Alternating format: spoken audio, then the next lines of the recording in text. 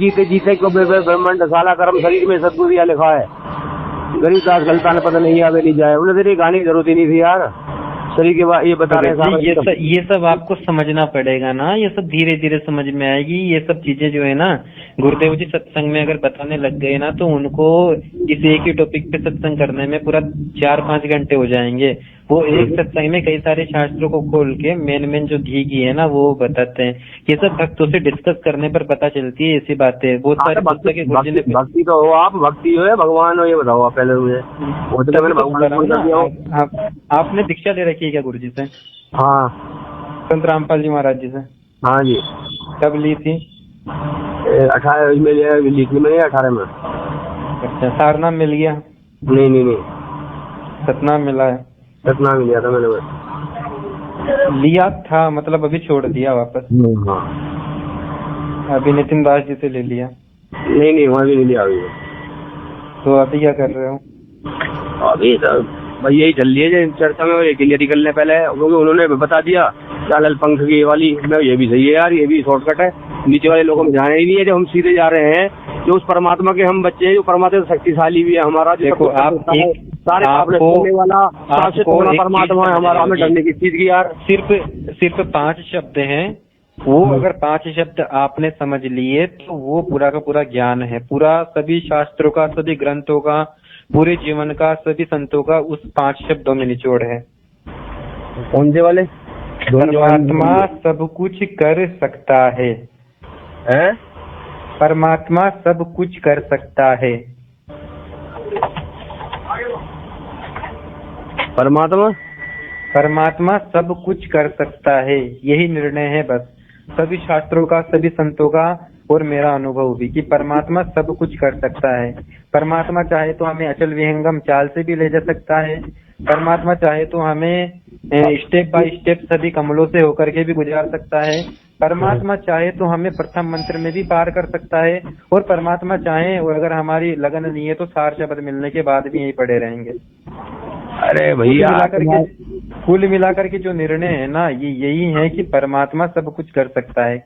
और आत्मा आत्मा आत्मा आत्मा ये कुछ नहीं है। आत्मज्ञान इनके पास कुछ नहीं है, नितिन जैसे लोगों के पास। आत्मा देखो 84 में पड़ी हुई है, गीता में भी लिखा है कि आत्मा शरीर के अंदर स्थित है, ये 84 में घूमती है।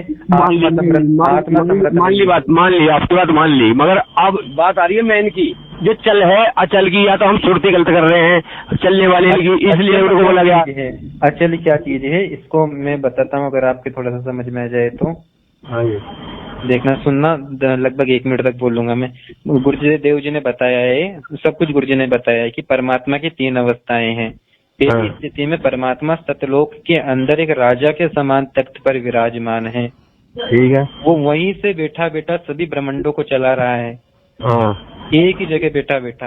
अगर मैं गलत नहीं हूँ तो बाबूजी मैंने सत्संग सुना है, कभी साहब जो ऊपर लेके गए ना किसी को, बैठे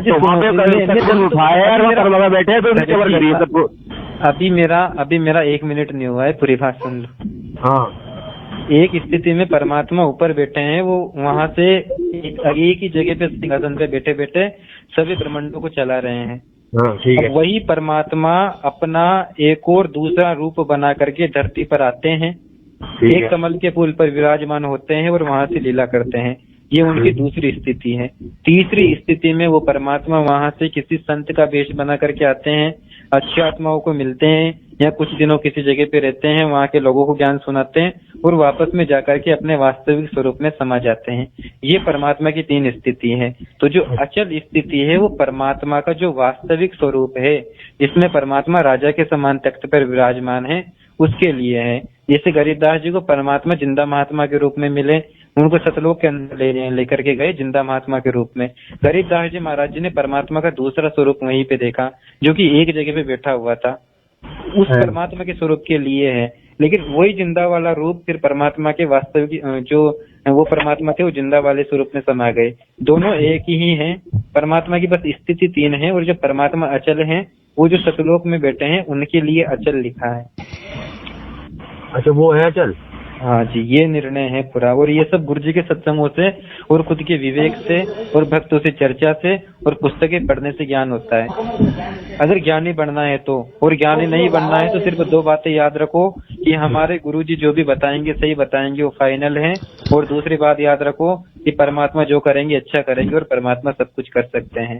ये दो लाइनों में पूरा ज्ञान आ जाता है। दूसरी बात बता दो, वो कह रहे हैं सीधे आशा तीसरी नदी में डूबे तीनों लोग। अब हम आशा ही तो करते हैं यार, है भैया, ये आशा ही तो है जो अगर वहाँ जाएंगे फलाना, वहाँ है बाग है फलाना, आशा नहीं है ये। आशा तृष्णा इस शरीर के लिए लिखा है कि जो इस संसार में जो आशा रखते हैं ना, उसका तीनों लोग के कह रहे हैं, तीनों लोग की बात करेगी इसमें, तीनों लोग डूबे हुए हैं। हाँ, इन तीनों लोगों में भी अगर अपनी आशा है ना तो भी वो एक तरह से डूबे ही है। हाँ, तभी तो परमात्मा ने कहा है कि यहाँ की आशा नहीं रखनी है, अपनी जो सुरती है उसको परमात्मा में समाना है। अच्छा, सुरती को समाना है। जैसे परमात्मा ने कहा ना कि भाई जाप भी मरे, अजपा भी मरे, अनहद भी मर जाए। और जब सूरत समावे शब्द में, यानी कि उस परमात्मा के शब्द में जब हमारी सूरत समाएगी तो फिर उसके बाद हमारा आवागमन नहीं होगा, वहां को काल न खाए। अब सूरत कैसे समाती है ये भी थोड़ा सा सुन लो। जैसे कि कोई कुंवारी लड़की होती है तो शादी नहीं होती है ना, उससे पहले उसकी सूरत इधर उधर भटकती फिरती है। लेकिन जब उसकी शादी हो जाती है तो उसकी जो सूरत होती है ना वो अपने पति में समाई रहती है, अर्थात उसको लगातार सिर्फ अपना पति ही ध्यान रहता है। सूरत का मतलब है ध्यान। तो हम इस संसार में रहते हुए परमात्मा के शब्द में यानी परमात्मा में हमारी सूरत को हमेशा लगा के रखें कि हम बस अपने पिताजी के घर जाएंगे, अपने पति के घर जाएंगे। ये है सूरत समाने का मतलब। जब उस परमात्मा के शब्द में हमारी सूरत समाएगी, उस परमात्मा को अपन कभी नहीं भूलेंगे, उसके बाद फिर हमारा मोक्ष होगा। ये सब चीजें हैं जिनका कि ये नितिन दास जी अड़ंगा करके परोसते हैं सूरत समाने को। वो भी उसमें से कह रहे हैं, वो भी कबीर सागर में से कह रहे हैं बाबूजी। असली बात तो ये है कि वो उसमें से कह रहे हैं।